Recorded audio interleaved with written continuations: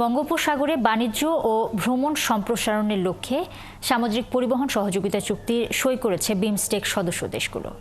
বৃহস্পতিবার 7 দেশের এই অর্থনৈতিক সহযোগিতা জোটের মন্ত্রী পর্যায়ের বৈঠকের আগে এই চুক্তি সই হয়। এ সময় বিমস্টেক মুক্ত বাণিজ্য চুক্তি কার্যকর বাস্তবায়নের মধ্য দিয়ে বাস্তবিক ও ফলদায়ক সহযোগিতার উপর জোর দেন পররাষ্ট্র উপদেষ্টা। আরও জানাচ্ছেন নূরনবী সরকার। থাইল্যান্ডের ব্যাংককে শুরু হয়েছে বিমস্টেক সম্মেলনের আনুষ্ঠানিকতা। এরই মধ্যে থাইল্যান্ডে পৌঁছেছেন বাংলাদেশের অন্তর্বর্তী সরকারের প্রধান উপদেষ্টা ডক্টর মোহাম্মদ ইউনুস।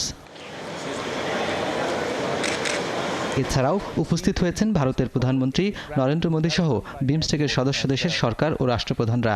শুক্রবার অনুষ্ঠিত হবে বিমস্টেক শীর্ষ বৈঠক। সম্মেলনে এবারের প্রতিপাদ্য সমৃদ্ধ, প্রাণবন্ত ও উন্মুক্ত বিমস্টেক। আলোচ্য বিষয় 6টি। এর মধ্যে অন্যতম সম্মেলনের ঘোষণাপত্র ব্যাংকক ভিশন 2030 গ্রহণ। বিমস্টেক সম্মেলনের দ্বিতীয় দিনে সদস্য দেশগুলোর পররাষ্ট্রমন্ত্রী পর্যায়ের বৈঠক হয়। বাংলাদেশের পক্ষে প্রতিনিধিত্ব করেন পররাষ্ট্র উপদেষ্টা তৌহিদ হোসেন।